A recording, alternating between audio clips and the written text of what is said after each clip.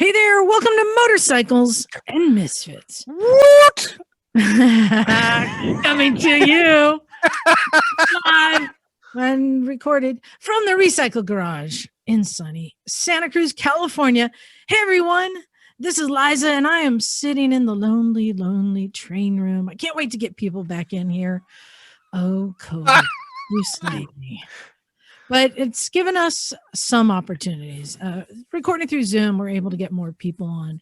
So let's get to who is with us in the Zoom chat tonight. Of course, everybody's favorite. It's Bagel. Chilling at 43 degrees. See what I did there? Emma was ready to talk. Oh, you mean. You're mean to me. Oh, of course, everyone's other favorite. It's Miss Emma. No, it's too late, darling. It's absolutely too late. You have blotted your copybook for the last time. This is the end of it. Honestly, Liza, I've had enough. You bypass me completely, darling, and go straight to Rick. Well, instead, honestly, you're you're the absolute limit, Liza. You really are. If I was there, if I was there, I would blow a raspberry at you in person. I tell you what, I'll make it up to you, Emma. Why don't you take the rest of the introductions from here? Well, thank you, darling. Okay. So, who else do we have in the heist? Coming from his luxurious apartment in the Encinal district of Santa Cruz, it's Knock. What up? Can you guys hear me? Yeah. What's up, ding dongs? I'm back, baby. Yeah. Right. I never left though. So, Hey. and hold on, hey, Knock. Just so you know, I'm not sure your microphone is picking up. It sounds like it's the room mic that we're hearing. Okay, maybe I should turn the volume down on this. Can you hear me now? Oh, I can hear you. It's just the audio. It sounds like it's coming from your laptop and not from the microphone. Oh, weird. Yeah. Huh. Yeah, just play with it. Let me start it. Yeah. And then Emma. So, our final misfit for now, because we have got a couple coming in later. Me and Liza were going backwards and forwards a few weeks ago, and we How about now? Knock, shut up. It's the same. Let's go for it. All right. So, we decided that the one thing that's been lacking within the Misfits is an expert on the domestic product.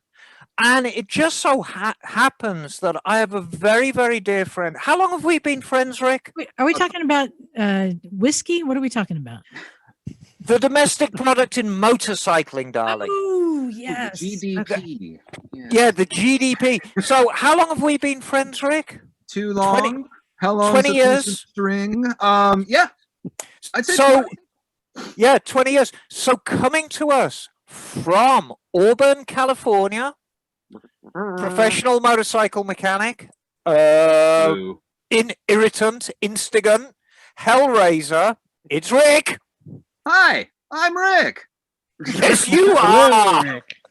Hey, Rick, how you doing? Thanks for joining us. Awesome. Yeah, thanks for having me. It's fun to be here. It's been good listening, and it's going to be fun talking. Hey, Yeah. Rick, did you grow up in Pacific Grove, Monterey area? You're in my yearbook, homie. Wait. Let me prove it to you. Let me prove it to you. Hold on. I am not a Mexican. Yeah, that is my senior year quote. Wow. I got mistaken for a Mexican once when I got getting my hair cut. You know, nothing to the Latino community. They're amazing. So, but like, Pacific Grove could not handle that. yeah. Knock, are you and Rick the same age? Or is... I'd imagine so. We're in our 40s, 41. I'm 37. So, yeah, I think we were just like on the ass and tail of PG High. All about ass and tail. I was the caboose, if you will. Yes. That is funny. All right. Rick, by any chance, do you have the yearbook nearby? If I was more prepared, it's like 100 yards that way in a Connex in the cold. Okay. So for the next show, I'm giving you an assignment. I will. Because, Rick, what you need to know is obviously the show is being recorded right now, but the video is actually being recorded too. And as a thinly veiled threat, Liza will in fact post it on YouTube later. Excellent then. Well, I will go out of my way, make this happen, and stay tuned. Yes. Awesome. Hey, we got another misfit joined us. It's Charley. Oh, Charley! Yeah, you're muted, dude. He looks good. No, Always up to misfit standard. no, your mic. You have no microphone. Oh yes, he says he's mouth. So you're gonna have to get your headphones with the microphone and plug them in and come back. All right, we'll try that again. Hey, Rick, welcome to the shit show. Hey, it's fun. All right. But you've been listening all these years. We haven't had a figure. I would expect no different. But isn't it amazing, Rick? I mean, we've got a history. You've obviously got a history with Nog. I know you've listened to the podcast on and off for many, many years. Yeah. It's so great to have you, and I really don't understand why we didn't do this sooner, because our knowledge and credibility amongst the Harley and Indian crew is sadly lacking. Absolutely. And so we need that insight, because you're very talented within the industry, and you know how these things work. I pretend to So would you like to have a run through where you're working? So Sure. give us your chops. Where are you working, and what are you riding right now, and what are you working on? Ooh, that is going to be Yeah. that's a touchy part today. But we'll start with where I am. I am in beautiful North Auburn, California. I was born and bred in Monterey, Pacific Grove, to be even better about it. I have the one Pacific Grove gang tattoo. I heart PG right there. Hell yeah, son. There's like Hell a yeah. monarch wing in there. Like, it gets weird. Dude, no, you're legit PG, bro. It's foggy every day, permanently gray. Hey. 40831. Oh, God. I'm in Auburn. Yeah, I hatched over there, got into the motorcycle thing. Auntie Emma really kicked me in the butt and made it happen. If it wasn't for Emma, I would not be doing that. Well, no, I think you would have, but you went kind of, I don't know. I would have, but I wouldn't have had any respectful foundation of motorcycles. Okay, and I will give that. And Yeah. this is the one thing, this is like the Emma lecture. The biggest thing that I have to give to people that they need to understand, if you're working on bikes in general, and if you're working on old bikes in particular, you better have some respect for that machine. You really, before you even lay your hands on it, you need to understand that this is a machine that demands your respect.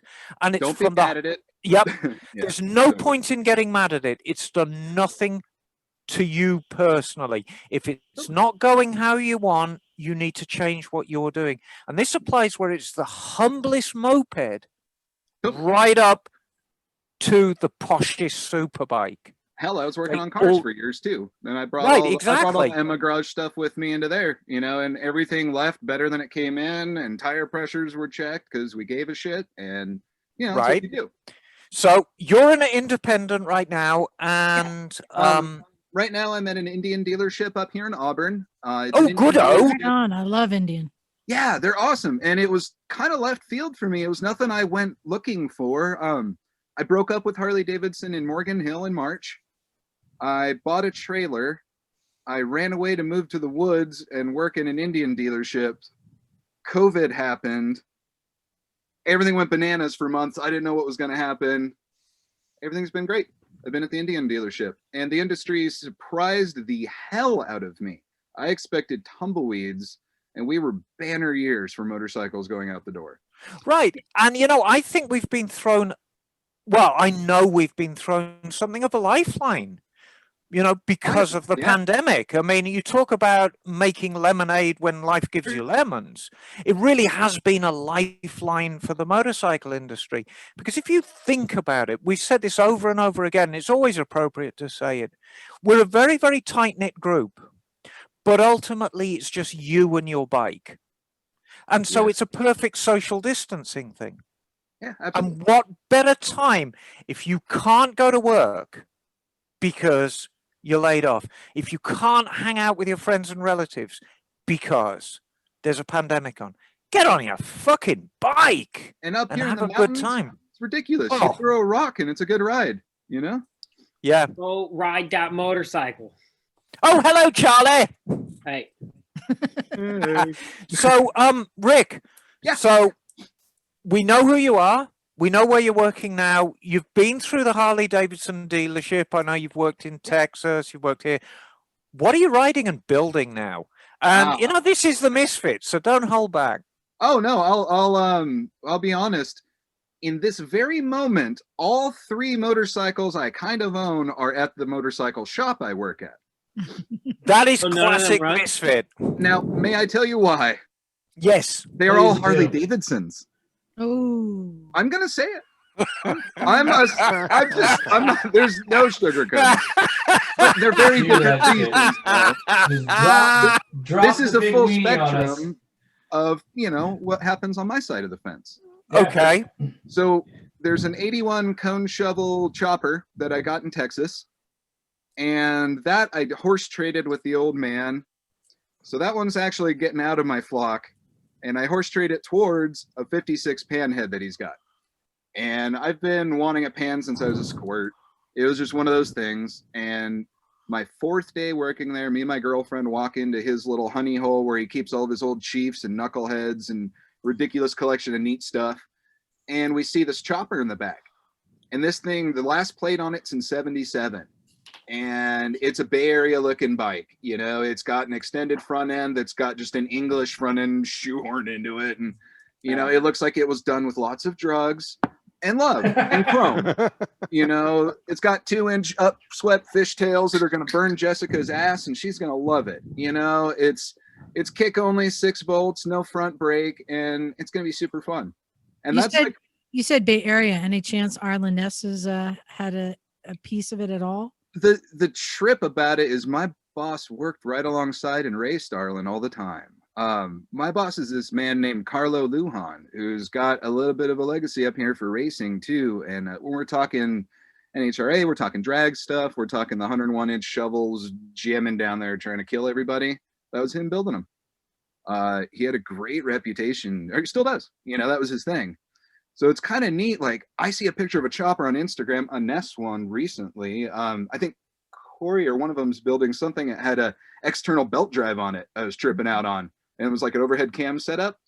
It's like something like Stan DeShong did a real long time ago. And like, I showed it to Carlo, my boss, and he's like, "Oh yeah, let me show you this." And he goes upstairs and pulls out a magazine, and he was in it and showed me this crap. And yeah, me and Arlen used to trade this and that, the other thing, and it's a trip. This one, I don't think it did, but was it around in the time? Yeah. That it's got a blue and yellow plate. It's a trip. Someone basically rebuilt it at Sac Harley back probably, Bob Drone times and all that kind of stuff. And it sat. It came to our shop to be consigned. Nobody wanted it. And Carlo pushed it in the corner. And then I found it. And then, so those are my like fun bikes. My daily is an 05 Superglide Sport. FXDXi. They start as an 88-inch twin cam. I punched it out to 100, did some cams, crazy tunes. I left California and I did all the cool stuff. That's pretty much how that went. And I know you won't mind admitting this, Rick, because we're the Misfits. You had quite a serious wreck on that bike. Oh, I parked it upside down over the San Andreas Fault. That was stupid. Yeah. Oh, wait. I could show you a picture on my phone on this. That's dumb. Yeah, and there's Nice. I love that. Yeah. and there's this beautiful Get me. super glide upside down in a ditch. It's the saddest Smoky picture. gold was the color too. Wait, so this is perfect because y'all are from the right spot. San Andreas Road. All right, let's Oh, yeah. pretend we're going north on 1. We Mhm. take the left where the Chevron is, right there on Beach Yeah. Street, I think it is. Oh, I know where it is. All right, so on San Yeah. Andreas Road, Oh. if you were going the opposite direction, leaving La Selva, there's one crappy turn over there before you get to Beach Street. It's like a downhill left that banks outward right with dirt and gravel in it all the time because there's a farm turnout. So I learned a lot about suspension that day because my shock absorbing suspension turned into a pogo stick because it was leaking. And when I went, it was no big deal, and I just kept cruising. But that kept going, and it got super fun. And there was a guy wire and a telephone pole and some ice plant, and then this happened. Wait, what? There we go. Ooh, that is upside down in a ditch. And That that's is- the San Andreas fault. Well, a stress crack of it. And I woke up underneath it with gas pouring on my head. No. Yeah. Oh, that picture's the good one. The field and everything. Yeah. Man. And it was gnarly. If you ever wonder what a thunderheader looks like with 6 inches of dirt in its tailpipe, You did the old core sample. it was fun when I started it. Mhm. Like a potato cannon. you Literally. rebuilt it. You had the Oh. frame aligned on a jig. I mean, you went the distance on this Emma, bike, and I haven't helped told you on you- along. I haven't told you what happened this week. Oh God, did you wreck it again? No. Oh, good. Wait, you know what? Maybe you all can weigh in and help me. I'm on a motorcyclist's problem. I'm on a cusp. Okay. Have you ever had the bike that you're an idiot and you spend too much money on? Yes. Right? That's a My thing. current motorcycle. You 3, okay. So we joke this is the $30,000 Dyna. Like I've wrecked it twice severely, rebuilt. I did suspension and everything last time I rebuilt it. Olin's in the back, Race Tech in the front. We powder coated a bunch of stuff, new tins after the wreck. Then I punched the motor out from 88 to 100, did all the motor stuff in Texas, got the heads done, blah, blah, blah. My crank went out Oh. Oh. again. Oh. Oh. So I learned a lesson. If you do not do a Timken conversion on the left side case after welding your crank, it does not matter what you do to your crank because that Mm. bearing will wiggle and your crank will still go out and everything will still break. And here I am with a big broken poop. Just My- buy a Japanese crank. Right. And So- so, dude, I work with Garrett's like, man, just buy an SV650. Get over it. And I was like, you're right. You push the button, it starts, and they're super fun. Yeah, why not? So, I think I know you well enough that you're going to rebuild it again, but I also know that you ride pretty hard.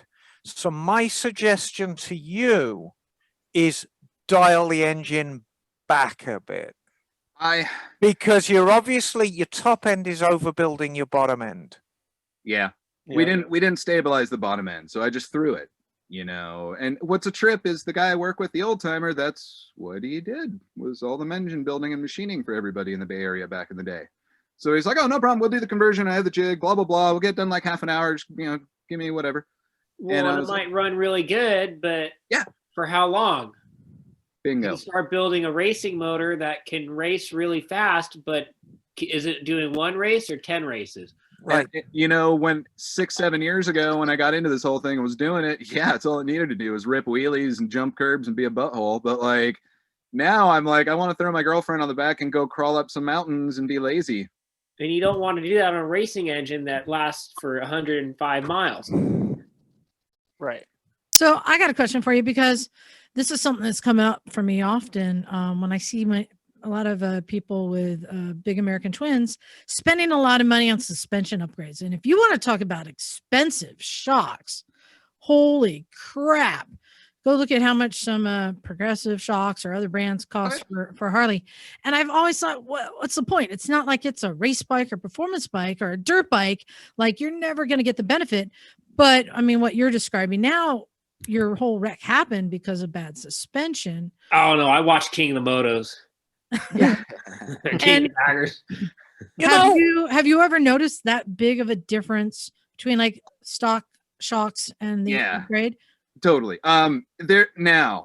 There's I think there's a return on investment limit. You know what I mean? There's a ceiling for having a 700-pound motorcycle that's not triangulated right with a rubber mounted drivetrain. You know what I mean? You're pushing uphill. You've Mhm. got so many other things you're fighting. Your raking trail's funny. You know what I mean? It handles weird at best at slow. And that's that's we need help. You know, and when you look at how they work and everything, it's just anything's an improvement is one thing I've seen. Working a service counter, working a parts counter for years for Harley Davidson, working in East Texas where no one wants to spend money on anything. Like a $99 tire is a ripoff and you're a jerk and I'm going to Walmart, you know? Wow. So having to explain that to these people that suspension is not merely changed for the height of your motorcycle, although that totally is a thing too, because it's got to fit you. But your ride does change and the Harleys do benefit, I think. Now, would I buy Olin's again for my personal 15-year-old motorcycle? Hell no. I think $1,000 set of shocks for the back was a bit spendy. I was a bit excited of a young little Dyna dork trying to be that guy.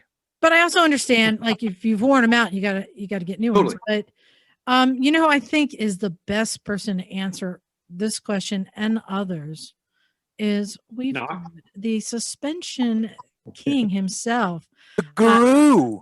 Jason from JPH Suspension. Hey, Jason, how you doing? Hey, not too bad. So you are the suspension guy, and you've come on here to answer all of our questions, right? Every question. I'm curious, have you done work on any like Harleys or Indians? I have. So what do you think? Do you think that it's worth spending $1,000 on a shock? Is it that much better than a stock shock? It depends on your application. In the right application, yes. Like I've actually set up guys doing the hooligan race, the dirt track stuff. Yeah. In that case, sure. You know, it makes a big difference. You know, you can go win a championship on a bike that's dialed in right. For the guy on the street, you know, you don't really need to go that far. As I think about it, there are sometimes, I mean, you're dealing with a very heavy bike. So I guess right there, I understand the need for shocks. And in many bikes, people don't realize it's twin shocks on the bottom, right? To be able to handle all that weight. I remember hearing a case once where there was work being done on the road and, you know, they had like scraped away the road and put up a sign like, you know, there's a small drop as you're going. I think this person was doing like 50 miles an hour or something. It's a little drop, but on their bike, which had, I think, very hard suspension, they ended up dropping and it hit so hard they broke their back. Oh, wow. Fuck. Yeah. I remember there was like a lawsuit, like, but I think maybe when you hit that extreme or you have that heavy of a bike bottoming out, that I guess I can understand how it does need to be a very expensive high-end shock, not necessarily for race applications, but for those times where you're going to push it to the extreme.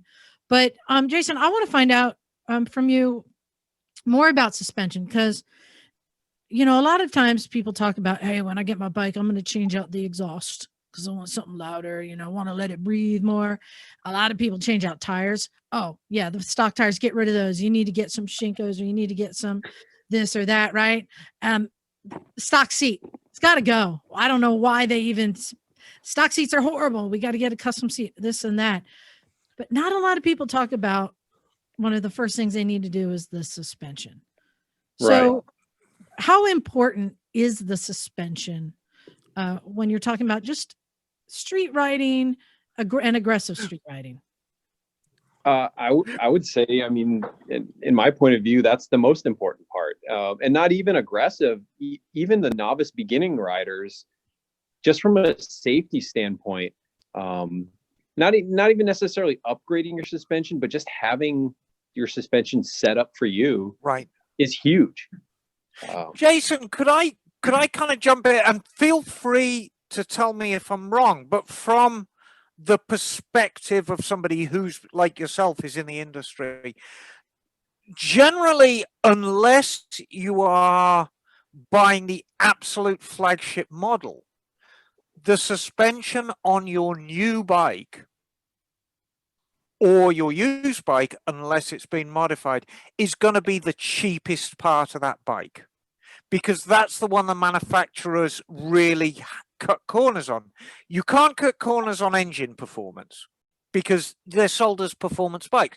You can't cut corners on fit and finish because if all the paint and chrome fell off, people would go, ugh.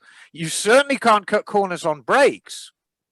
So the one place that if you're building a bike to a budget, and I'm not saying the suspension's bad, but where you're going to find the most basic of all the things on your bike, it's going to be the suspension. That's why upgrading it, or at least tuning it, is so important. I would totally agree on that. Yeah. Your best bang for the buck is definitely going to be upgrading the suspension. It's the most lacking part of the bike.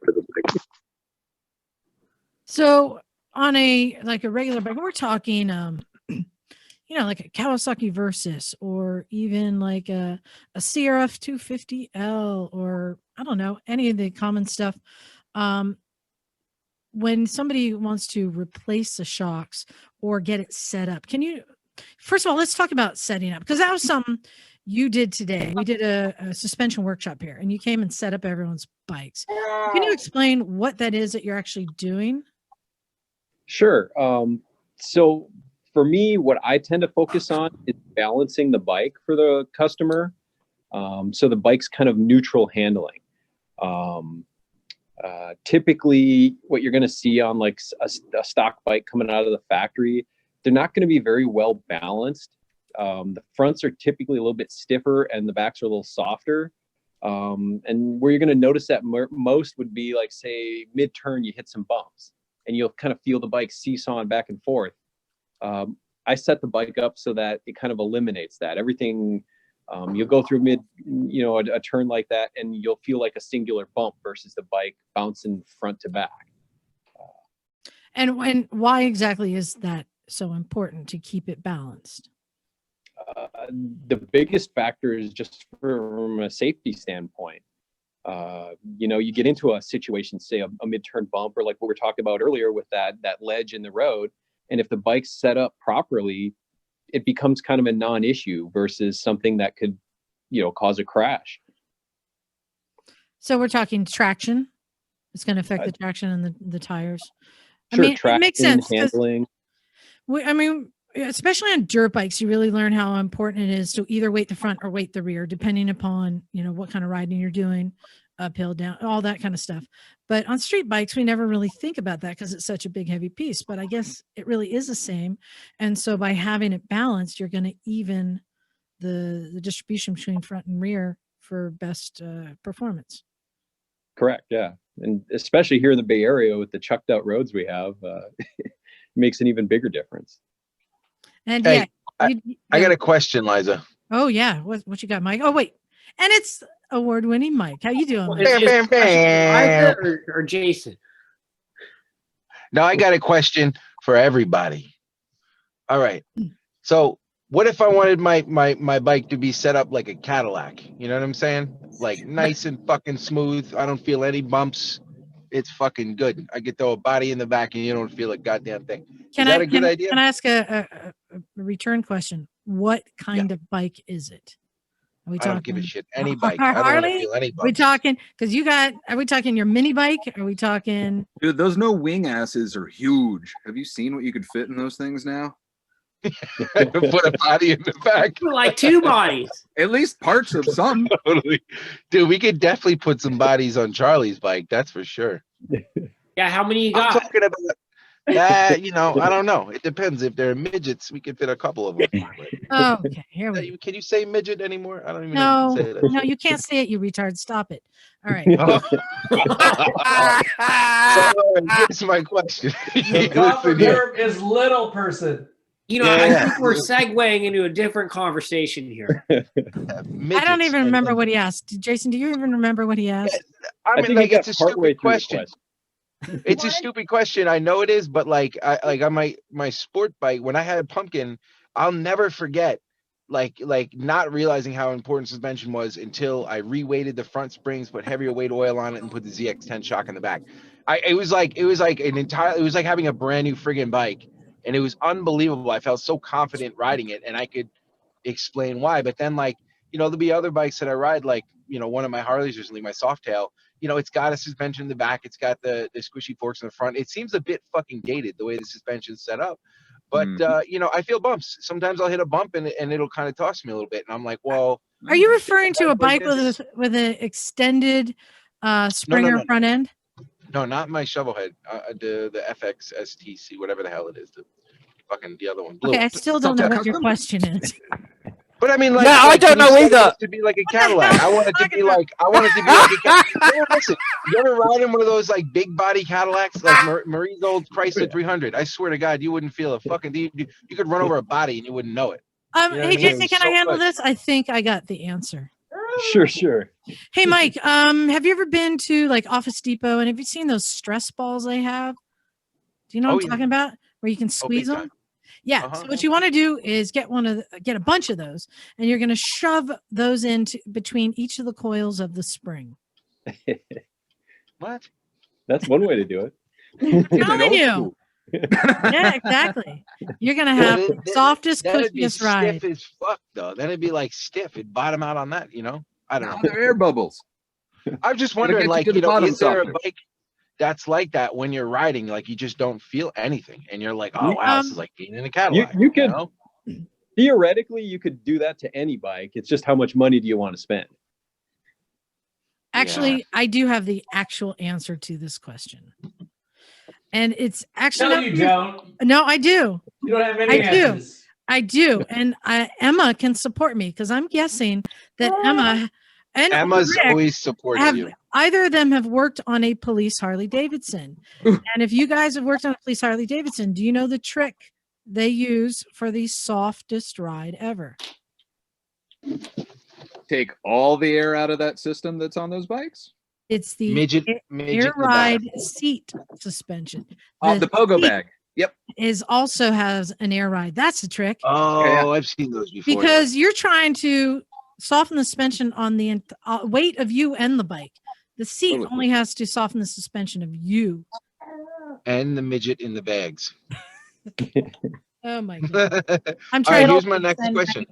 This one's for Jason, right? Okay. Why is it that every dirt bike I get, all right, so I watch these guys on X Games doing backflips and jumping around like assholes, you know what I mean? And flying through the fucking air. They do the Superman, all this crazy shit, right? And I hit a 2-foot fucking jump on any dirt bike that I hit at Hollister, and bam, when I hit the ground, the fucking thing bottoms out. Now, are all these guys like Tom Cruise size, like 5'4" to 130 pounds? Jason, you Or want me is to it- take this one too? Because I got the answer. Come Mike, on, Liza, you got ostrich Because you knees. have an Let him answer the incredibly question. large head, and it weights everything forward. You've got all that leverage up top. Cantilever. Oh my gosh. Wow. You know, I could have just stayed home with my wife if I wanted to be offended. You know what I mean? All right. Physics. Yeah, no, those bikes are definitely sprung specifically for those events for sure. They're running some big. Oh. Yeah. Okay. That's what I'm saying, because I'm watching these guys. They're doing backflips. They're doing wacky shit, you know. And I'm like, I'll just hit a bump wrong, and I swear to God, I feel like the front end's just gonna rip right the fuck off, you know. And I'm like, and this is a brand new bike, and it's heavy, Right. and I'm like, this thing's supposed to be, you know, on point. But I will tell you, my KTM 300 2-stroke, that one feels like it could handle some damage, you know. And I lost 20 pounds. I can't Nah. fucking believe it. The thing still bottoms out. Well, if you lose about another 75, you'll be about the weight of those guys doing backflips. Charlie, you don't need to even talk about people catching weight, bro. You put on like 40 pounds in the past year. You're 21 years old, homie. You eat fucking All big right. box food from Walmart, man. Simmer down there, Calm Mike. Hey, let's talk about this because so Charlie, for example, has a Super 10 that he's been working on making it like the ultimate adventure bike. And Charlie, you decided that you needed to upgrade the suspension and you take it to Jason. So first of all, why did you decide what made you think you needed better suspension? Well, the back end was like hydro locking, and there wasn't an adjustment for compression. So that was number one. Okay. You know, I mean, and I wanted the like remote reservoir so the oil wouldn't overheat. I think the term you're looking for is actually cavitating, Charlie. If it was hydro locking, it'd actually lock up. Okay, well, it just didn't feel right. Okay, Yeah, well, it was a little bit less than ideal in It the did Charlie, situations that I was listen, riding. if you were eating cavitates for the past year, you wouldn't have put on 30 fucking pounds. You wouldn't have to worry about it. Ooh, You know what I'm saying? you know, Mike Get a Hell little yeah. brutal tonight. Said Hell yeah. yeah. Hi. the said ever. Okay. Throw some cavitate in there, some carrots, you're good to go. So I think the question for Jason is, so you've been working on Charlie's bike. Can you tell us what kind of things you're doing to improve the suspension on his bike? Right. So on his bike specifically, it was undersprung, and the valving wasn't really correct for the type of riding he does. So we, increased the spring rates, put a better shock on the back, and kind of changed the valving to fit his riding style. Okay, now can you interpret everything you said for people who don't know? What does undersprung mean? So basically his bike was riding near the bottom of the travel. So even kind of like Mike was talking, he hits a small jump and then bang, he's bottomed out. Okay. Bike's riding hard. And so by actually stiffening the springs, we've softened the ride on the bike. But do you, I mean, like, is there a limit to how you tighten? Because I know you have that has that locking bolt on the rear spring, and then you tighten it up, right? So you can stiffen the spring. But like, is it at that point, do you just say like you get a denser metal spring that like springs more or less, or do you just tighten that thing up a lot to get it stiffer? So there's limits. What you're talking about is the preload on the spring. And basically what you're going to find, like, whether your spring is too soft or too stiff, it's okay, am I backed all the way out on the preload? If you are, your spring's too stiff. If you're having to crank in a ton of preload, you need to bump up and get a stiffer spring. Like in your case on your bike, we're winding the preload in quite a bit. So you can tell, like, all right, it's, a little bit undersprung. It could use stiffer springs. I feel like you're calling me fat. No, I'm fat. I'm calling you fat. Yeah, you can call it how you can just call it how it is. You know what I mean? I get I'm it. telling you, aren't the 100-pound test rider that was on the bike when they made it. I don't think anybody's that dude ever again. Just throwing that out there. Dude, too. listen, the SV650 was designed for like a 120-pound Asian dude in fucking Japan. I swear to God. Because I've seen people pull up at stoplights on an SV650, and it's the craziest thing. You watch them like stop, and the whole front of the bike just jiggles up and down. Load up the It whole damn jiggles thing. to a stop. Yeah, it's craziest fucking thing. Okay. So I'm Jason, I'm guessing a lot of the work you're doing is for performance bikes on the track or the dirt. So A little of both. So can you give us an example, say, for somebody who's getting into dirt riding, for a typical bike, like, let's say a KLX 250 or XR 400, how are the shocks from the factory? Would you agree with Emma that they're just shit and they need to be replaced? Or is it a matter of getting it adjusted? It's a little of both. They're definitely not the kind of quality that you could have. I would say they're the bottom 25% of the spectrum. They're not awesome the way. Yeah, there you go. I think that's very diplomatic of you, Jason. I mean, they're built to a price. Exactly. And where else can you really cut corners? What else on a mass production bike can you really ratchet back the quality? There really isn't anywhere. So that's why. Yeah. Well, yeah, I guess, but If you 3D print them and stuff like that instead of molding them, because I know that's what they did with the SWM bike. I mean, because they were so brittle, they just snap when you fall over. Whereas other plastics bend back or whatever. So I know when I bought the CRF 250L brand new, a lot of people recommended that you get the suspension upgraded. And I thought, I don't need to. I'm never riding aggressive. I'm not hitting gnarly jumps. I'm just doing trail riding. It feels kind of soft, but it's not an issue.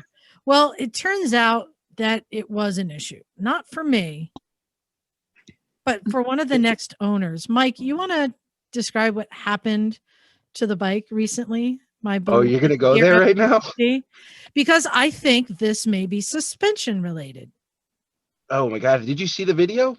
You showed me the video. So Oh my can God! you describe what happened? That was Travis. That was some Travis Pastrana shit, bro. I never seen it. The guys behind him were like, "Did you see him? He front flipped twice." Never seen anything like that in my life. So basically, so your friend who bought it, he hit like a jump, not a big jump. It wasn't like he got massive air or anything, but he had pretty good speed. And as he was in the air, his weight moved forward, which I'm guessing came from the suspension bucking the rear end up. So I know exactly what happened. If the suspension was subpar, right? Listen. Well, let me tell you something. We traded bikes midway through the day, and he got on my bike, and he watched me get on his bike, and he started laughing because he's like, "Dude, it doesn't compress when I get on it like that." You know what I mean? Again, another person calling me out for being fat. You know what I mean? But I was like, whatever. I know that Liza didn't change the suspension on this bike, and I also know that it's entry level. It's not performance, but for him, he is about 125 pounds. You know what I mean? So like, I don't know that he would really notice a difference on it. What he did was he was working, and he wasn't hot dogging or anything like that. He was working on, you know how every time you go out, you work on one thing. He was working on flipping the throttle over the lip of a jump, keeping the front end up over a jump or whatever. And I have him on footage, like he's doing a great job going through the whole thing. And then the next thing you know, he did it late.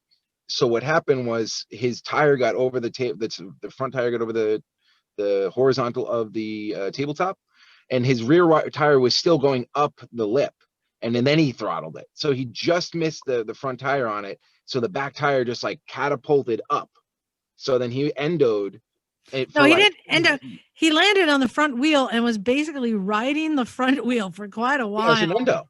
Yeah, that's an endo. Yeah. He Well, he didn't just like flip over. Feet. It was like he might have it. He doesn't have it. Yeah, and you know what? Because I went and I looked at where he fell. There was a tiny dip. It was like a 1 inch little. Like you'd never notice it. But I was like, where? How the fuck? And it was enough to stop the momentum and toss him right over the top. Just like you said, he slid forward, and the bike was 12 o'clock, like on the front wheel for like 20 feet. And the next thing you know, he flips, the bike flips, it pivoted the handlebar right in his groin. Like he had a line from the grip on the handlebar from his wiener all the way up to his hip bone. And then it pivoted there and flipped over and smashed the back end, and the whole rear subframe smashed right into the tire, and then it spun again and smashed back on the back again. So he was not Travis Pastrana, but Travis Cia Mañana. That's right. Yo, I got footage too, so it happened. I never seen anything like it in my life. I think it was Travis Pastrami on Rye, actually, after that little lot. So Jason, Travis Pagana. Is that the type of scenario that may have been avoided with better suspension? Oh, you're breaking up. Yeah. It chucked him. No, no, I think Jason, he's breaking up. Perhaps he didn't have a good breakfast, poor man. He was falling apart, man. Pull but yourself together. I think it may be with suspension what I've seen, because I've never really felt like I've ever pushed any suspension to the limit, but it can be that thing just going a little bit faster. Or just Exactly. That can be the thing that makes it. You get into that same situation. Yeah, Jason, you're still cutting in and out. Maybe try doing no video, and it might get better. So. Yeah, but no, I like seeing him. He's by far the best looking one of us. Yeah, he certainly is. He's very handsome. I mean, he's got that John Travolta chin. You know what I mean? No, he has. I mean, you're up there, Mike. I mean, don't get me wrong. You are definitely a looker, Mike. Hey, but I think, you know, his cheekbones. Yeah, Jason's got the maturity thing going on. Enough. I got a question for Bagel, because this is something we talk about in all styles of riding. Suspension is talked about, but Bagel, how much do you talk about suspension upgrades in scooters? Is that a thing? Yeah, it is the thing. The options usually are fairly limited, though. There are a few aftermarket companies that specialize in performance shocks for Vespas and others more common scooters. But typically, it's usually just an upgrade to somewhat better quality. Sometimes there are adjustable shocks as well, where you can adjust the preload. But typically that's usually the extent of it. There are some shocks that do have what do you call it? The external container, the Mhm. reservoir. The reservoir, yeah. Yeah. So you can spend some money on shocks for scooters, but yeah, it's just a few choices are available out there though. I gotta, can't you retrofit like a motorcycle shock for the scooters though? Like, because I know that a lot of them have the dual shocks in the rear. Can't you use something that you would use like on a cafe racer that's kind of somewhat performance and Well, retrofit it? a lot of scooters have, a very specific type of mount that they use. Right. Like Vespas have a bolt that sticks through the top and then the round end on the bottom. Other scooters are set up differently, or like vintage Vespas I was talking about. And then modern Vespas have sort of an offset shock too that has to be just there's the right geometry. So it's not like you can just use any type of shock, unfortunately. And the thing is, Mike, what people tend to forget about Vespas and Lambrettas and Stellas, it's a very compact machine. And so real estate is always at a premium. And if you were to take the shocks off a Vespa, even a modern one, and hold them up next to, say, a cafe racer shock, you'd be amazed how small they are, because they simply don't have room. And I don't mean in length, I mean in diameter, and just the amount of room the shock actually occupies is very small, because there is only that amount of room. You've basically got an you're not gonna find a girth monster on the. Mr. Lambrettas. Jason is back. Yeah. All right. Because Can you hear me now? Yeah. Yeah. because like on a scooter, what you've got to imagine is an upside down bathtub for a baby with an engine and transmission and suspension bouncing up and down. Bouncing up and down inside a baby's bathtub. I mean, that's basically what you got, right, Bagel? More or less, yeah. Are we talking like a nice epoxy tub, or are we like a clawfoot fucking cast iron? You know Well, it depends on the quality of the scooter. Now let's talk some Pinterest shit. I want claw feet. Yeah, upside down claw feet. The little gold fucking legs on it and shit. Those things are nice. Yeah. Okay. No, and you want the shower curtain as well. There's your reads a book in. Y'all just, I I got some Adult stuff. actual questions. I got a for question. Jason. I got a No, question you're for done. Jason. You're done with questions right now. This is a good You question. are done. Oh, Your the questions power suck, of Mike. They you. don't even relate to real suspension muted. issues. All right, Jason, for listeners out there, a lot of people don't invest in shocks. What are some things that they can do themselves to try and improve the suspension? And what are things that maybe you think are, worth them taking to a shop to improve, or things to look for? Best advice, go for it. Sure. As far as the best thing they could do, the cheapest best thing to do is go to a professional like me, whoever your local suspension guy is, and get a basic setup. It's going to run you somewhere around $40, and now you have like a base place to start with. And I felt it was kind of like going to get your physical, because then you told me that my shock was weeping. Right. And I mean, that's the other thing. The guy setting it up, the tuner professional will, find little things like your chain needed lubing, the one shock was leaking a little bit. They can kind of point out things like that and get you headed in the right direction. May I add something here? And this is just based on experience. And this happened so many times. And Rick's going to nod his head because I know it happened down at the Harley dealer. You would get a bike, come down with all the upgrades, with the best tires, with the best shocks, with the radial mount Brembos, and you take it out and it's running like a three-legged horse because there's no air in the tires. So if your bike is handling badly, before you spend a penny, check that it's got the correct tire pressure. I can't stress this enough. This is the most basic stuff. And I would speculate that a huge proportion of people listening to this podcast right now, if they were to go out to their bike and check the tire pressures, they wouldn't be correct. And it's no defect in their personality. That's kind of how it is. We all kind of fall into that. Well, it's a pain in the ass checking the tires. You've got to get the gauge in between the discs. And if you brush the back of your hand up against the sprocket, you're going to get shit all over it. Do it. The pressures are about good. Yeah. And it's about good isn't good enough. I think that is excellent advice. But here's something I want to check, because Jason, you said go to your local suspension specialist. Guru. So- I think the term is a guru. Rick and Emma, for the two mechanics, do most shops have a capable suspension person, or are you best to go out of house to an actual suspension person? I have a Harley perspective. Let's have Emma's not first. Yeah, come on. You first. No, you first, Rick. I insist. Well, that's all I have to say. So in my experience, now, so I've been a service writer for Harley Davidson at a couple different dealerships, different states across the country. And a PDI is your pre-delivery inspection. This is when the motorcycle comes off the truck.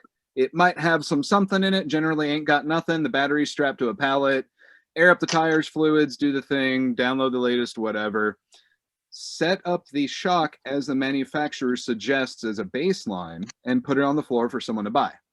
How many people buy a motorcycle and then say, I might be a little big for this? Or, can you take a look at that shock? Maybe it feels a little this way or that. Nobody ever, ever, ever in the history of me working at Harley had bought a motorcycle and asked to adjust the suspension after. They would sooner come back and want to spend money diving into that immediately, which is another way to do it too. But I think Jason nailed it too, that the tuning that's the golden goose. That's the thing you got to get. You can have the sweetest crap on your bike and it will suck if it's tuned all shitty. But, and I'd like to add from the non-Harley perspective, if your shop is lucky enough to have a decent wrench, you will have rudimentary knowledge of how suspension systems work, what they do, how to rebuild them, and how to set up the basic stuff like sag.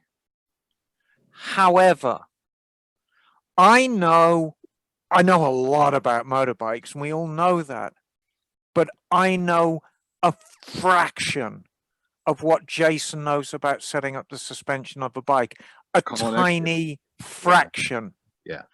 If you have a suspension guru in your town and they're going to charge a paltry $40 to set it up, you would better get your sorry ass down there and get that bike set up now.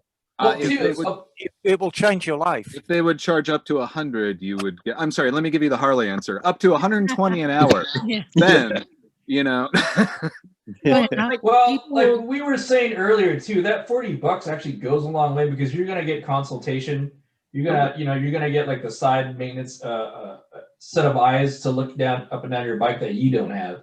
Yeah. Along with the adjustment and recommendations. And I'm actually this just popped into my head, so forgive me if I remembered it wrong, but I seem to remember a couple of years ago, Doug's girlfriend, Kat Plank, had quite a serious wreck on Doug's GS 500, which is a bike for having really appalling suspension, simply by hitting a bump. And Kat's a tiny little thing, and the bike basically acted like a buckboard and threw her off.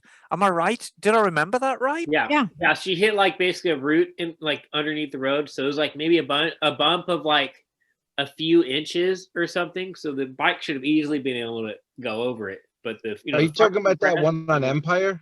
Yeah, that one on Bonnie Doon Road. That route is no joke, man. I seen a guy in a hardtail, Sun Mai from Linksburg Boulevard, almost threw his girlfriend.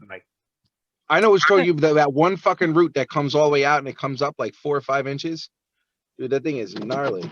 Sounds like this is kind of the point that I wanted to make, that it doesn't have to be a race bike or, you know, a No, high right. performance bike to take it to a specialist. And that's the other thing. I think there's a lot of people out there who don't realize that there are specialists who do suspension and that it's worthwhile to go to them, not to knock, you know, shops like ones that Rick and Emma work in, Yeah. but this is a whole nother thing, and it's worth doing for just for safety But you see, there and for comfort.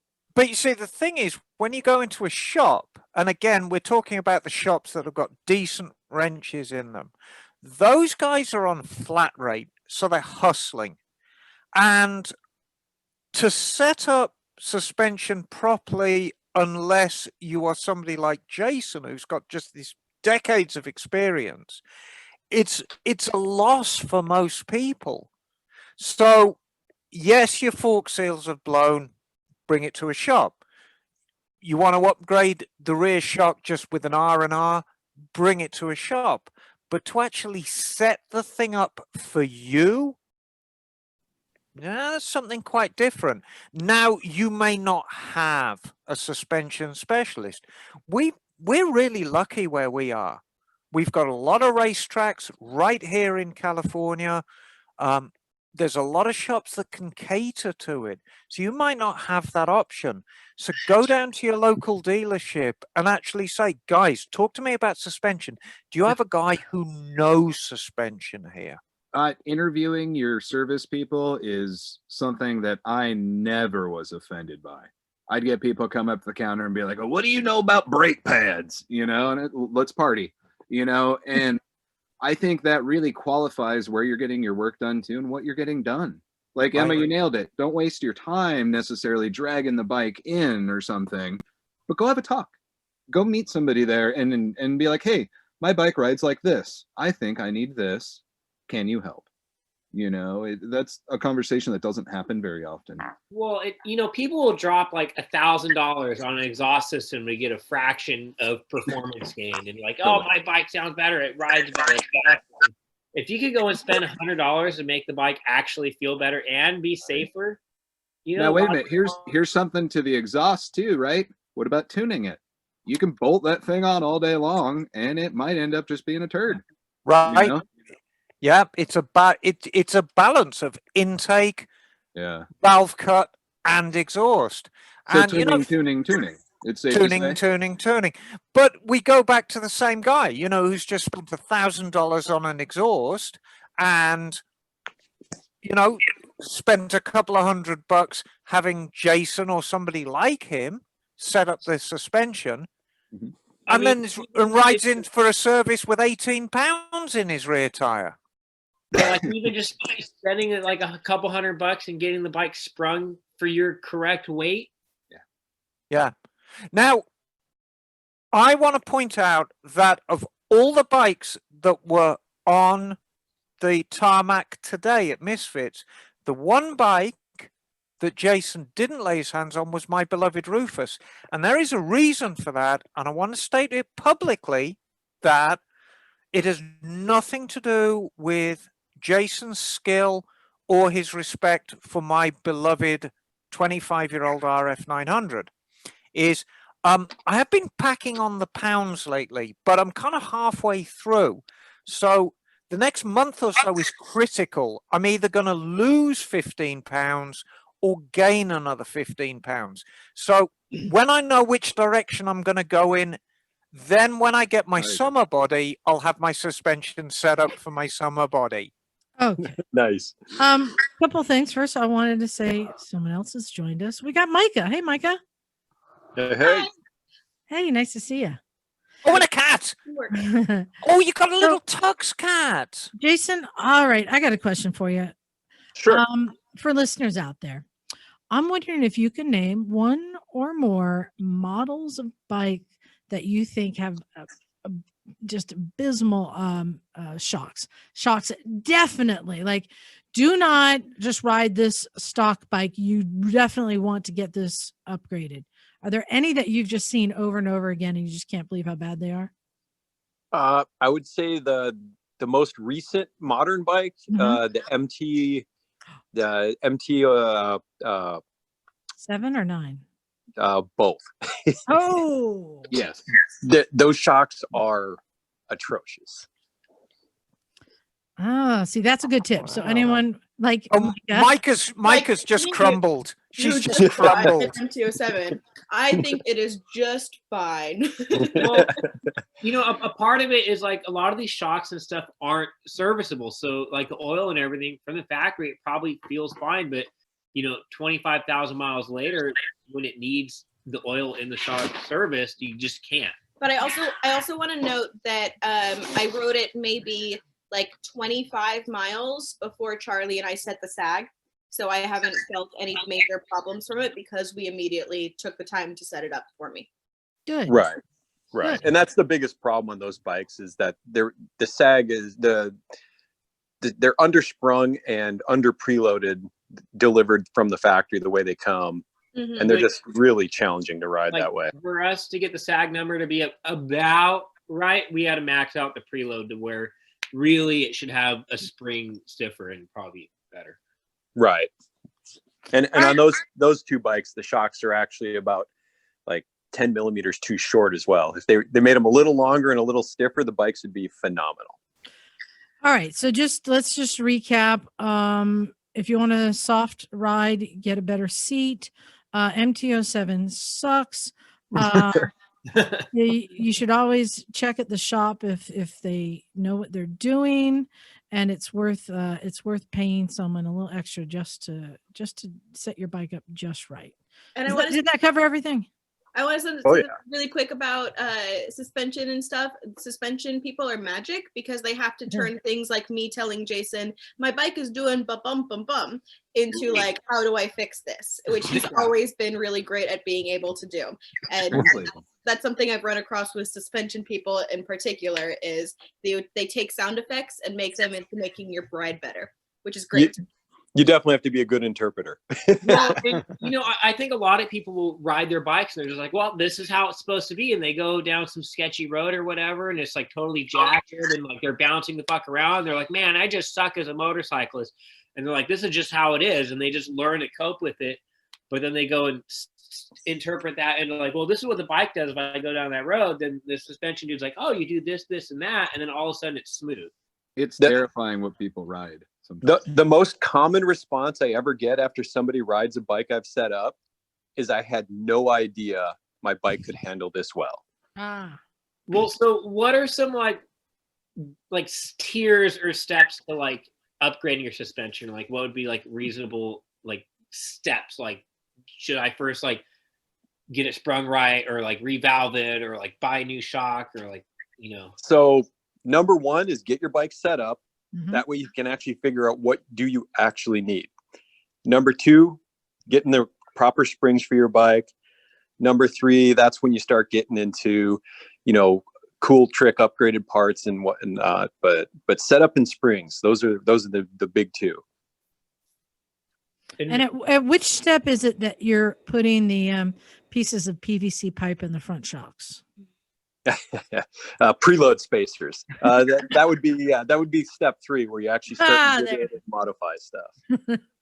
I remember doing that to a CB750 I had because someone told me that that's how you make it better. I had no idea what I was doing or why, but I did it. Better's cool. No, it didn't just make it better; it made it betterer. Better. Exactly. Well, and so like, what's the benefit of revalving a bike, and why would you need to do that? So the benefits are definitely going to be the thing's going to work a lot better. And why would you do that? You know, if your bike's not working good, you know, once you've set it up, if you find out like, okay, we went through the setup process, you know what, the bike's still not right. You know, I'm hitting bumps, it's harsh, or, you know, maybe I'm a little heavy, you know, things just, it's not working for me in the way it came stock. You know, you get that deep into it and you can actually, you know, fine tune a bike to the specific rider, whether they're, you know, a heavier rider, whether they're like an aggressive rider, or even honestly, some of the beginning newbie riders that are very tentative. Sometimes you got to actually soften things up for them because maybe, you know, they've bought a bike that's meant to be a, you know, aggressively ridden sport bike, and you got to kind of tune it down for them. All right. I got to come at you with a hard hitting question now. What is your favorite weight of fork oil? The most common I use is a 5-weight. My favorite, I would say, is I use a red line like water. That's what I use. That's what I use on my forks, on my twin chambers on the Showa. That's kind of a secret weapon, I guess. That would be something like a guy at home could do. Just changing their fork oil to different weight is something that's pretty straightforward and can make some pretty significant changes. I used to take whatever, like pieces, like we had all different weights of oil, and I would like making a cocktail, blending them to get the right blend. Oh, right. I do that. Yeah. See, you can do it. It's a thing. Oh, yeah. Well, good. So I want to wrap up suspension. Do you have any last advice you want to give to people? Get your bike set up. No matter how good you think your bike's working, let a professional check it out and set you in the right direction. But make sure you've got your summer body first, because if you hit the turkey and stuffing and pumpkin pie and put on 20 pounds, it's all going to go to shit. So make sure that you get that summer body squared away before you get your suspension set up. Right, Jason? Sure. Yep. So, hey, Jason, get those tire pressures come off, back too. later and get it checked again. Yeah, just do it twice. Do your turkey body and then And then you can write down the settings. Plan this way. We and can this one is definitely like give over you here, and you two can just setups. change it back and forth. There you go. So Jason, when you're actually doing valve servicing, you have your own kind of formula that you use, right? Like a lot of it's like, do you actually do valve installations as well, or third party type stuff, or is it all you? Right. No, I do all of that. I can even modify and manufacture my own bits and pieces down there, depending on the application. Rad. Nice. Well, Oh, yeah. Jason, I wanted to thank you not only for coming on the show, but also coming to the garage and doing the suspension workshop. It went pretty well. I think we might have to do it again. Yeah. Yeah, I'd say the It was only good problem time. is it was too successful. I had to keep telling people to scatter, social distance. Keep your space. And the one thing we haven't talked about is Jason really is one of us. And not only do we love him down at the Misfits, but, you know, Jason, you're kind of family as well, aren't you? Oh, yeah. Yeah. So Jason's married to me, Megan. That's right. Yeah. His baby mama. And the baby mama. And you came down with baby today. And he's such a handsome little guy. Yeah, no, he loved it down there. He had a lot Cool. of fun. So Started Jason, I want to make sure we give you a fair plug.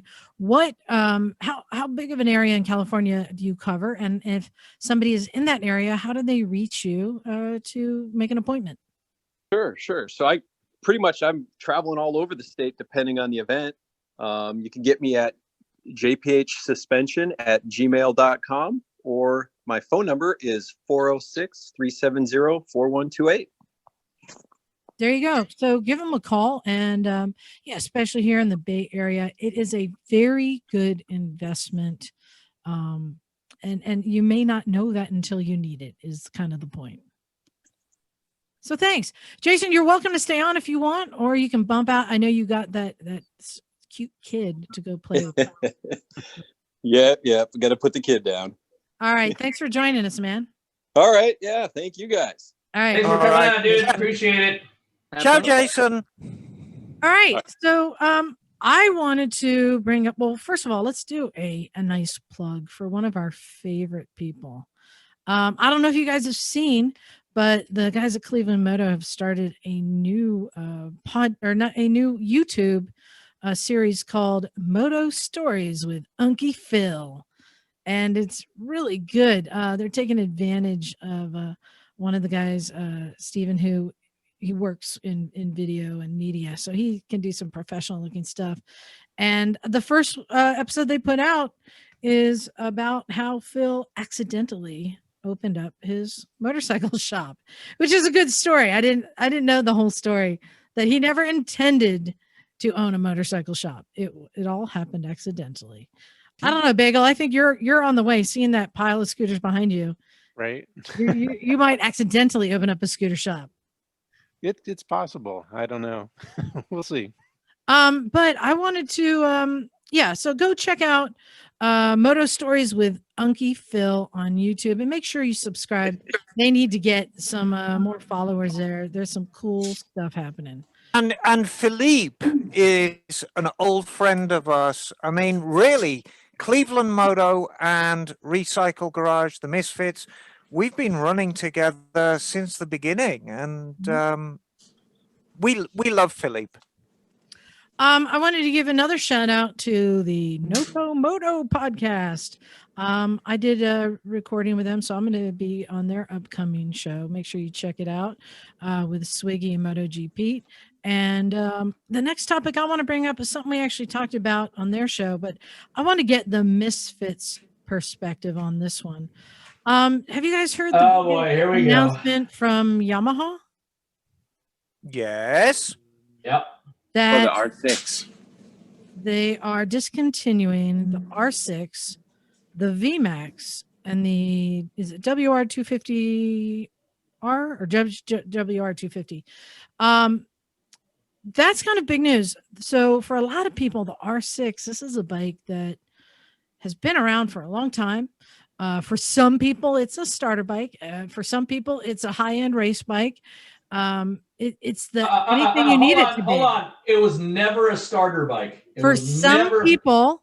No. It was never a starter bike. It was sold as a racetrack. I know, but I'm saying because a lot of people who ride leader bikes tell their friends to start on like a CBR 600 or like to them that is a starter bike, just like a Sportster 883 is a starter bike. Right. That's what I'm saying. Oh, you didn't do the air quotes. You didn't do the air quotes. I didn't see that. Yeah. So, but still, R6 has been around a long time.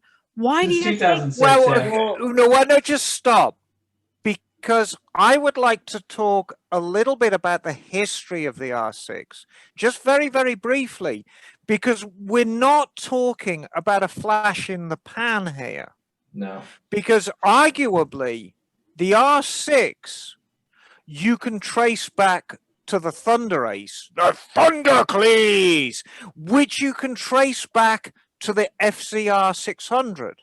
So you're talking 30 years of history here. Yeah. It's a 30-year production run, just with a different name.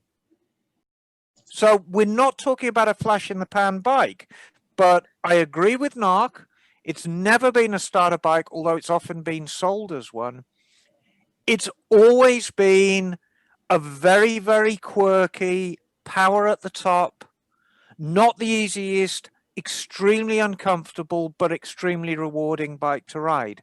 And that's been the hallmark of the 600 Supersport Yamaha, really, for 30 years. Yeah.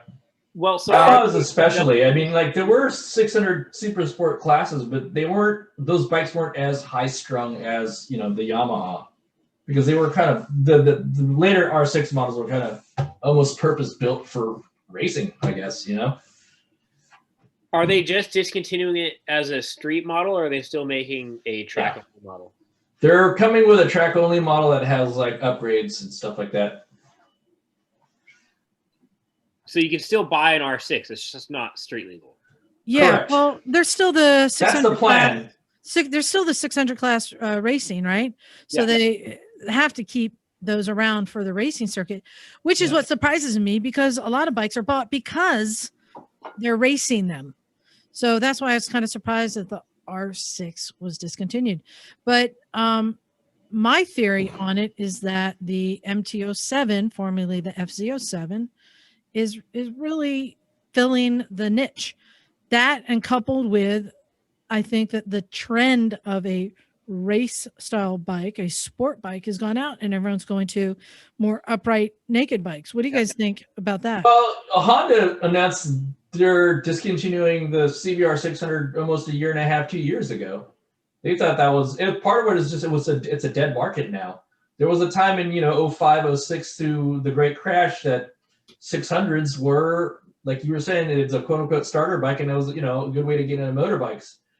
But it's just not the case anymore. The market's really not there, and emissions with the Euro 5 emissions has a lot to do with it too. So We're really, the market right now is like the hyper naked bikes. Yeah, which would be the MT-07. Right. And what I'm really And- interested to see is if they're going to release like an R model of the MT-07 that comes with like Now- better suspension. Interesting. I can't remember if we've talked about this on the podcast before, but a lot of what people don't realize, the way the Japanese manufacturers price their products is the manufacturers in each specific country are treated as autonomous entities. So Yamaha USA has to pay for the research and development of the R6 for America, just as Yamaha Europe has to pay for the R&D for the European spec R6. And if the market's not there, it just doesn't make any sense. Well, Can I say something here though? Yeah, go I ahead. gotta be honest with you. I don't know how everyone else feels about this, but I'm like kind of a visual person, and when I think about a sport bike, like you'd ask Noct, and he would say a sport bike is something that's probably meant for track and a little bit of fun on the road on the weekends. But like mainly his mind would go to like a race bike, right? Like on the track. And somebody else might think a sport bike is, you know, something else. But like, I personally don't really like I feel like there's a way to do a naked bike and it looks cool, but like to take away like the fully fared sport bikes to me is silly, because I think of like it as an exotic vehicle. And when I think of an exotic vehicle, I think of like a Porsche or a Lamborghini. Could you imagine like taking off the bumper and the side parts on the Lamborghini? It would look like a stupid fucking car. And I kind of feel that way when I see naked bikes. Like the triple, the Triumph triple. I mean, not the one Charley had. That one was sick with the fairings on it. But I mean, like it reminds you of that old like 80s picture of the Lamborghini the boys had up on their wall. You know what I mean? Like you have a sport bike, it wouldn't be a fucking a triple. You know what I mean? With the stupid fucking headlights. And that's just what I think. So if you're gonna get rid of the R6, I don't know. There's definitely people out there who are aesthetically, you know, that's kind of important to them as well, I think. Right. All I can tell you is that, to my knowledge, during the final years that I was at a Yamaha dealer, the majority of sales for R6s, and to a certain extent R1s, were to people whose intent was to use them solely on the track. Yeah. But I think that had a lot more of the proximity we were to Laguna Seca anyway. Yeah, it's the backyard thing. But even at superbikes, whenever I got an R6 or an R1 in, it was almost always a track bike. Yeah. That said, you know, I took care of personally a couple of R6s that my friends commuted on. I can't think of a least suitable commute bike. You know, the guy must have had, you know, wrists that were made out of concrete, but he loved it. He bought it new in 2008, and I think he's got about 65,000 miles on it, and it's still running like an absolute champ. But I've been taking care of it since new. So what do you expect, eh? So the R6 is a big surprise. The VMax. I'm not surprised at all about the VMax. Yeah. Yeah. The VMax was a boutique bike really from day one. And, you know, I'm going to upset a lot of people here. The Gen 2 VMax was a big disappointment for me, because not only did it look odd, it was actually slower than the Gen 1. You know, and I have to say on a lot of bikes that were around a long time, let's say like the Kawasaki Concourse, by the time it got to the end of its run, the Gen 1, or even the KLR, right?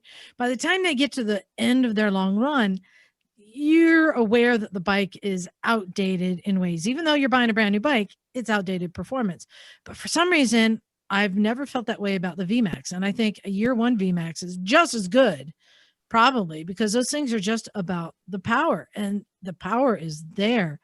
It's not I don't know. I just, I think that there's enough VMaxes out there in the world to keep going. And even though they're discontinuing the new one, I still think someday I will own one, and it might be like a 1988. I think it's just like they just weren't selling because around the time the VMax came out, like maybe like a year or two later, Ducati came out with a Diablo, and that would have maybe taken what the VMax could have been. It's like now you have a prestige Italian brand that's kind of exotic and is a power cruiser / sporty thing. So who knows? Right. That's a niche market for sure. Harley FXDR thing. Do you guys remember that? Yes. Harley's big fat tire replacement of the Breakout that came out. I was working in Tennessee, and we were like, what do we do to make this thing cool? So we all scratched our butts like a bunch of old cows looking at a new fence. And we realized, plate delete kit, duh. We're going to treat it like it's from the, one of the metric bikes. Let's see what we can do. and it helped a ton. And the bike looked super clean. It had this wacky jungle gym of a license plate holder on it. But at the end of the day, this bike was for a very special person, you know, and, they got it and they loved it. And then they bought another one and they put it in their house in Florida. And then it was that kind of a thing, and I was like, okay, that's okay. Some bikes do that too, So I'll tell you the one that surprised me the most out of this list of discontinued bikes is actually the WR250R. So we all know, so Honda has the CRF 250. They got a lot of different versions of it, right? The L, the Rally. And then if you want the Kawasaki version, like Mike got, right? The KLX, right? Great bike. And then Yamaha has the WR250R. I mean, the fact that they're discontinuing that with the only bike that fits that niche that they're keeping is the XT250. The XT250 to me is a different bike completely. But I don't know. Are they planning on that filling the void? I don't know. That's why I'm confused, because especially, dirt biking is bigger than ever right now. Yeah, totally. And that WR250R is the dual sport bike. The only dual sport bikes that Yamaha has is the XT250 and the TW200. The TW is kind of like, it's just a cool thing on its own. It's its own thing, right? The XT250, I don't know that many people have them. The WR250R, though, much more common. I don't know. What you think they're going to replace it with something, or do they just think that the dual sport category doesn't need that many bikes? I was about to say, maybe they have an ace up their sleeve. Maybe have new models been introduced or anything like that? Is there anything coming down the pipe anybody knows of? No. Not that I know of. I know on my side of the fence with the Harley stuff, we'll get a leak or something, and they're like, oh, obviously that's going to be the new whatever the hell it is. And, the next thing comes in. But, I'm being on my side of the fence, hearing that there's not going to be an R6 around. It's weird. You know what I mean? That's one of your core segment things, like hell on our test ride things when it'd be like, what kind of bike are you riding? And they're trying to get all your info.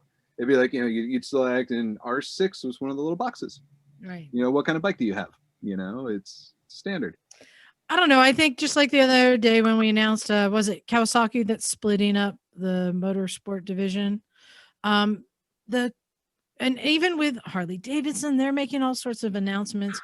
I think at this point, with just the crazy year and that we're having, and with who knows what 2021 is going to bring, I think we're going to hear all sorts of announcements that may not make sense to us. But I usually say if it doesn't make sense to you, that's because somebody who sits at a desk with an adding machine made the decision. Yeah. And you'll often hear a decision that you think is catastrophic. And if you have a slightly different perspective, like the Kawasaki decision, we thought, oh God, this is the end of Kawasaki. And I think it's going to be the beginning of Kawasaki. I think it's going to give them not being shackled down by Kawasaki Heavy Industries. Yeah. And the whole corporate mentality of that, and the pricing, the way they price things out. I think it's just going to give them a new lease on life. I think it restructure to a certain extent. It's the absolute best thing that could have happened to them. Switching gears a little bit here. What I found interesting was how Ducati is getting rid of the Desmond system for some of their bikes. Oh. Yeah, and some of the sport touring models, none of their non-race stuff, they're going to regular valve springs and valve train. Is that because of the assumption that any Harley Davidson is going to require more service and more expensive service? Are they trying to make something that's Wait, what? Harley Davidson? I mean, sorry, Oh, Ducati. Ducati, yeah. Sorry, Ducati. Is that because Ducati is known for being No, it's the other one. higher maintenance and more expensive to do something like a valve job? Are they trying I think the service cost has got something to do with it, but I think when it comes down to it, I think it's just manufacturing too. I think it might be cheaper to produce like poppet and valve string, but poppet valve string motors than dynamic system. So, I mean, they're all V's, so there's always going to be a pair for everything. So if you're going to make 16 valves, might as well make them, the standard 16 poppet type valves. Might be easier for them or less cost. Yeah. I wanted to throw in another plug, if I may, for the South Jersey Moto Film Festival. That's right. You can go get your tickets at revsisters.com.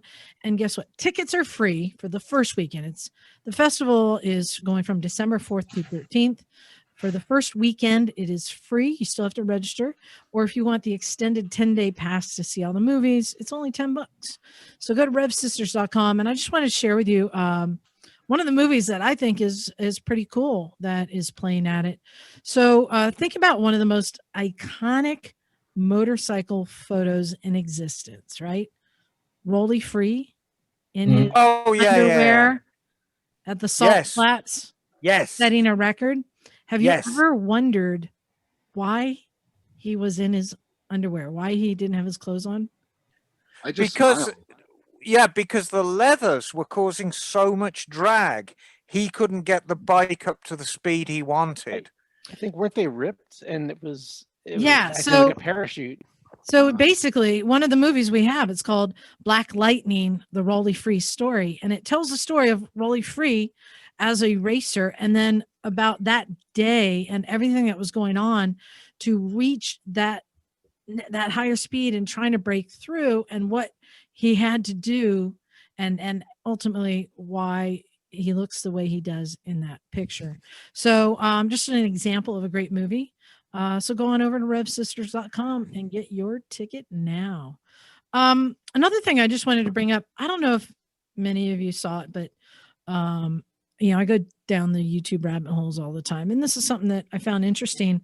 I posted the video on our recycle page. And what happened was it was this guy in, I'm sorry, I don't remember what state it is right now. It might have been Arizona. I'm not sure. He's on his motorcycle. And he goes into a Walmart to go shopping, but he doesn't take his helmet or gear off. He just walks in with his backpack and his helmet on, and he's playing music in his helmet. So he doesn't see or hear that when he walks in that a manager kind of was shouting to him like, hey, you got to take your helmet off. And he just walked past him because he didn't see him. Well, the manager thought he was ignoring him. So then the manager followed him a bit and kept from behind saying, sir, you need to take your helmet off now. You need to take your helmet off. You can't come in here like that. And he just ignored him because he couldn't hear because of the music. Right. So then the owner or the manager said, you need to leave. You need to go. And he just kept walking and shopping. And he's getting his fruit and his different things. And he went to the cashier. He paid it. And he's about to walk out when the police show up and detain him. So I don't know if you guys seen this. Well, what happened was they were like, so you some sort of wise guy, you don't want to listen to instructions. What's your issue? And he's like, I'm sorry, hold on. Let me turn the music off. Like what? Huh. They're like, well, let me see your ID. He shows them ID. Take your helmet off. Take the helmet off. And they just started lecturing him for being a hooligan or a wise guy. And he's confused. He has no idea what's going on. And then the store manager comes over and is like, I told you, you can't be in here. You need to get out. And he's just like, I don't know what's going on. And he's trying to explain himself. Like, I was just listening. And then another cop steps up and starts telling him, you know what? You better just stop talking. You better just shut up. Who do you think you are? And so he stopped talking. And then another cop comes up and starts asking him questions, and he's just raising his hands and shaking his head like, I don't know. I don't know. And then they said, oh, so now you don't want to work with us. Okay. You want to charge him with trespassing? And the manager says, yes. And he is handcuffed and arrested and taken. He's got a receipt. Kick rocks. Wow. The dude bought stuff. You're dumb. And if you watch this whole video, it makes perfect sense.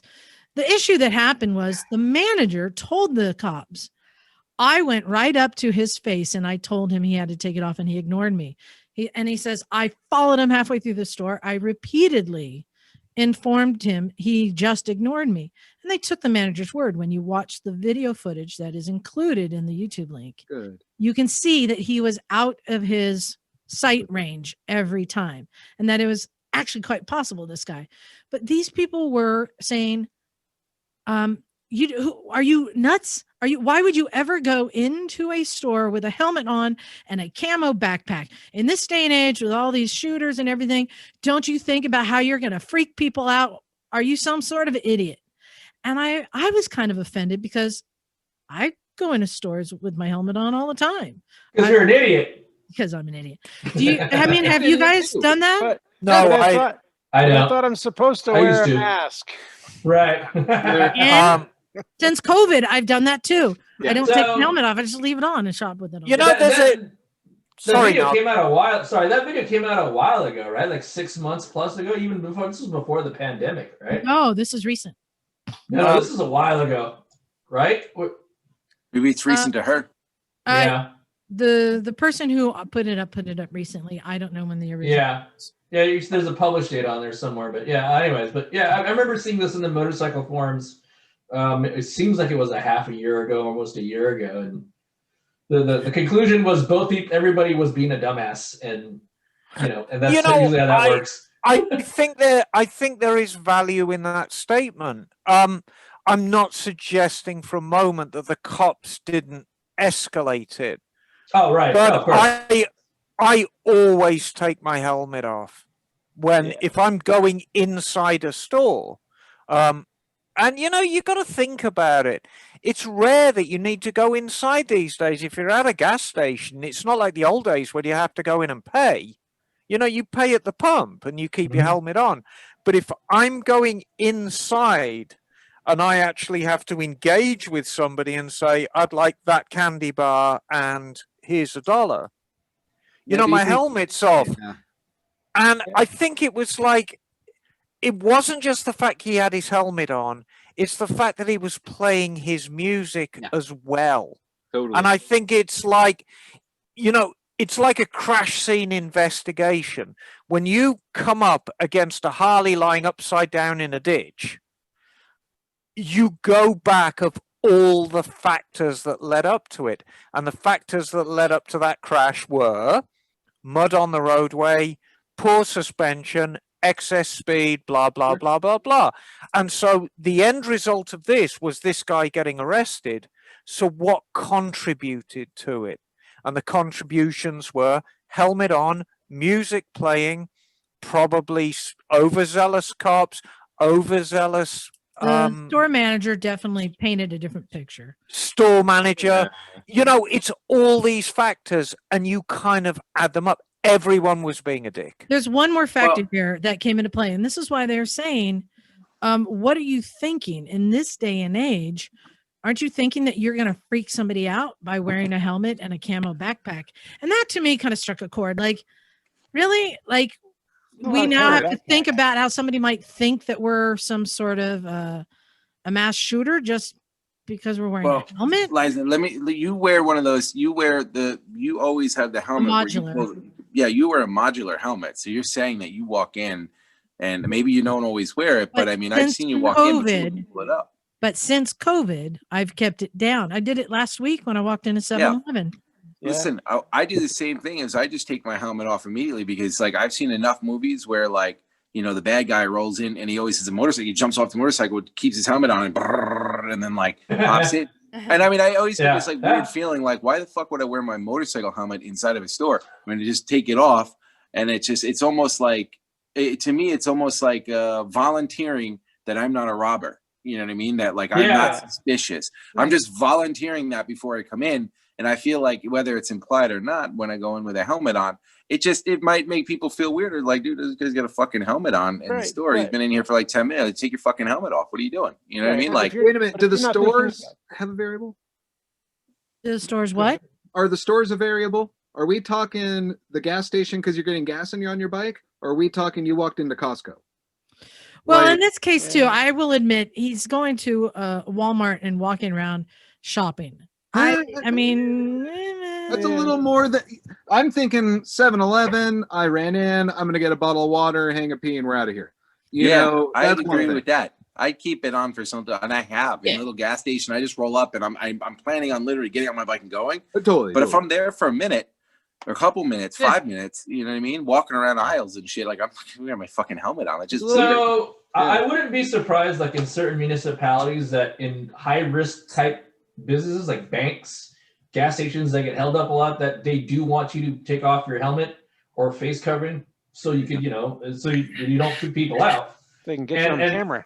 Yeah, exactly. And part of it too is like, if for me personally, if you're going to do an exchange which involves like eye contact or whatever, like it's just polite to take your helmet off, I guess, typically. Yeah. You know? Now, what if he was self-checking because it's Walmart? What if it was the horrible enabled situation, right? Right. Tunes on his own planet. He's just doing his thing. Like, could have happened. Is it now, likely? if he had one of them brain lids on, you know what I mean? The cruising Pudding bowl hard with fucking everything. ones. That's just a hat.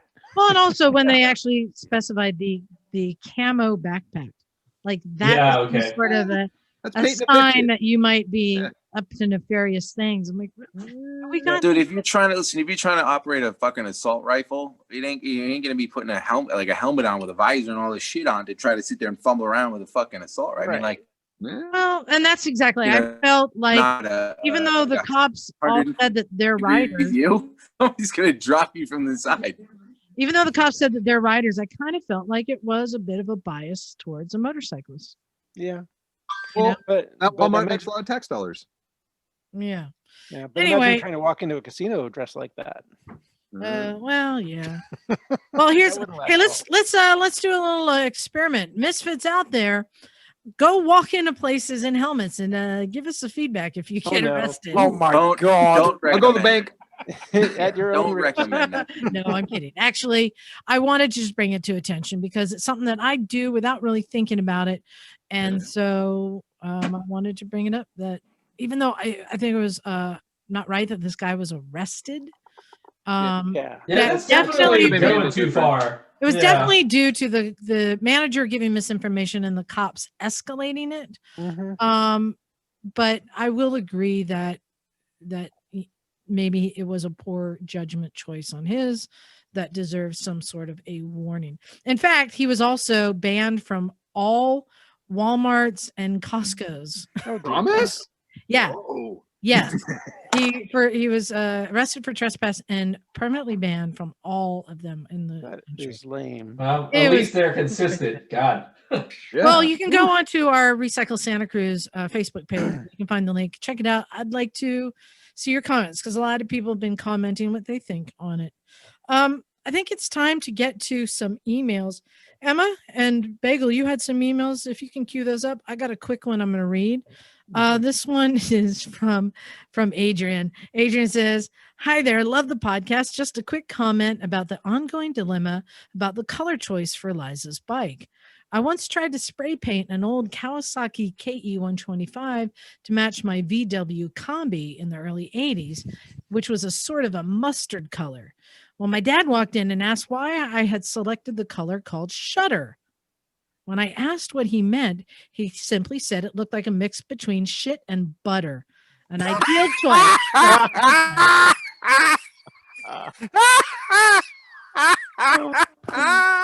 There's no shutter in this crayon box, just so you know. That's great. Yeah. Wow.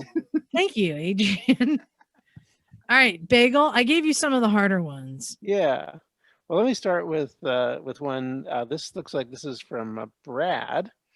And Brad says, "Hi, guys. I love your show and have listened to it ever since I saw the Sobbing Scooters at the Portland Motorcycle Film Festival several years ago. That was starring you, Bagel. Indeed it was. Famous. And Brad says, I met Bagel there and so happy to hear he's moved up north to Veneta. In fact, after listening to a bunch of episodes right after I found out about the Recycle Garage, I decided that I had to listen to them all in order. Oh, And over the last 2 years, I've done just that. And he's writing to us from an asylum, He from says, a padded cell. oh no, not from a padded cell. He says, I listen to them while I'm in my garage working on my motorcycles, but also in the morning while I'm showering. whoa. Yes, Okay. I touched myself while listening to you guys in some Oh my very God. intimate places. What? You should call a professional. Wait, does That's that so mean much he's, professional help. he's misfit sexual? Maybe. But anyway, he says, I sure hope Bagel starts the Veneta Recycle Garage soon. I'm about 2 hours away in Vancouver and ride motorcycles, but did own a Yamaha Vino a few years ago. And all my motorcycle friends laughed at me because of it, but I don't care. I'd rather ride a slow scooter fast than a fast bike slow, or something like that. Anyway, I was browsing Craigslist and happened to stumble upon this Heinkel that Bagel might be interested in acquiring. I remember listening to him talk about his prized possession and don't know if this would be something he'd want, but definitely wanted to give him notice if he hasn't already seen it. And with a link to a 1961 Heinkel Tourist 103A2, which is for sale in on Portland Craigslist. Now, I did see this ad, and it is very tempting, but I already have 3 Heinkels, and So you have them all. I want somebody else to enjoy this one. Don't you want the other one? I don't need them all, but this definitely needs to go to a good home. So if somebody ever has wanted a Heinkel scooter, look on Craigslist in Portland. This one is a really nice one that I think would be a great project for somebody. But Brad continues, and he says, oh, and regarding my Up the Butt bike, I had been considering what might be for about a year when I realized about a week prior to Moto Sizit's episode. Well, how's that pronounced? The which one? Moto Sis. Moto Oh, Sis. Moto Sis. Sis, yeah. Yeah, to Moto Sis episode that I'd want one of those. It was so uncanny that you had that guy talk about them a week later. Seriously, it was weird, and I guess great minds think alike. I love most of your episodes, and I have so many favorites, but not a fan of when you go to the festivals and talk with the crowd and interview people. Those ones are rather boring. Regardless, this is my favorite podcast by far. Keep up the great work, Brad. Oh, isn't he a Brad. sweetie? What an absolute sweetie, Brad. You're Yeah, an thanks, absolute Brad. sweetie, darling. Emma, you got one to read there? Yeah, I go on to read here, and this one is entitled Congrats, Emma. And I'm not going to do the accent because I simply don't do accents. I don't reduce myself. So there you are. I got news for you, lady. Hey. One every day. Hi, everyone. This is Mike from South Carolina here. Funnily enough, he's from the area of South Carolina where they talk like people from the Midlands of England. Feel free to gauge your accent with the phrase, what in the hell with wood in the hell? I'm just reading what it says here. Just finished the podcast and was happy to hear about Emma's plans. I had a thought that might work for her. Make a working museum, just like those old historical sites that have blacksmiths banging out horseshoes for tourists. Miss Emma can have carburetor rebuilds for random motorcycle nerds to watch. While not actively teaching, she can just do a regular work on a project. She can likewise invite other builders and artists to come in and do their work for a week, month, or day, or whatever, as they answer questions. I guess there would be a door fee or a gift shop sales or something to actually make the money from the public. I don't know, whatever keeps the doors open, good luck. From Mike in South Carolina. My vision for my shop, this is news to you, Rick, because you probably didn't hear the last episode. Tell me more. I'm finally taking the plunge. I'm going to open my own shop. Shut it. Awesome. And yeah, and I've got some very, very clear ideas about what I want to achieve, but not quite so clear ideas about how to get there. But it's a motorcycle shop first and foremost, in that it's a workshop. And you can give me money and I will work on your bike. However, I want it to be a part museum. I want it to be a part artist space. I want it to be just kind of a cool hangout. I like it. Yeah, I mean, I was inspired. I was trolling through some photographs on the interwebs, and I saw a picture of Andy Warhol's studio in Greenwich Village from like 62 or 63. And he's working on something or other. But there's just these random people around just hanging out and being cool and making the scene. And I think if I was to paint it with the broadest stroke, you know, I want Emma's shop to be making the scene. Yeah. And at my age, my motivation is slightly different because, you know, I'm nudging 60. And so I don't need to make $1 million. Well, also you're forgetting to mention that at your age, you always need to be near a bathroom. Yes, exactly. Yeah. You know, well, that depends. Depends. So, but basically, this is a project not just for me, but for my friends as well. Yeah. That as long as I make sufficient money to pay the rent on the place and meet the bills at home and so on and so forth, I'm quite happy with that. So I don't have to gouge anyone. I don't have to hustle. It's just going to be a really nice scene. And, you know, we're going to get... Who's bringing the LSD and mushrooms? No drugs, darling. Oh, okay. No drugs, darling. I figured I'd ask, you know. There'll be some Tylenol. It's all hugs, not drugs. Yes. Okay. Yeah, there'll be Tylenol on the counter if you get a nasty headache. Weed is not a drug. But yeah, so that's the broadest plan. And you know, I've had a couple of emails about this, and I'm sure I'm going to read the other one soon. But it's the same kind of idea, this kind of working museum. As I churn out these bills for, you know, the Jameson Museum or the Talbot Museum or whoever I'm building a bike for, I'm doing this side work and doing kind of clinics while I'm doing it. And I really like the idea of that. I've always been a huge advocate, as Rick will tell you, of sharing the knowledge. Absolutely. You know, Rick, I always love telling this story. So Rick had a late 70s Triumph Bonneville, one of my absolute favorites, a T140V. 1978. 78 T140V. And it had rather a nasty oil leak from the primary side. And Rick came over and to my garage to work on it because at the time you had nowhere to work on the bike. And I was actually out. And so you pull the primary cover off and it's like, what do I do now? I haven't got a gasket. And I said, well, you know where everything is, make one. I remember calling you and you weren't there. And you're like, well, the tools are on the floor. Figure it out. And I was like, well, what the hell do I do? There's no gasket. And there's a cornflakes box over there, isn't there? For a British bike, there is no finer gasket material than a cornflakes box. It never leaked after that. The end. Damn right.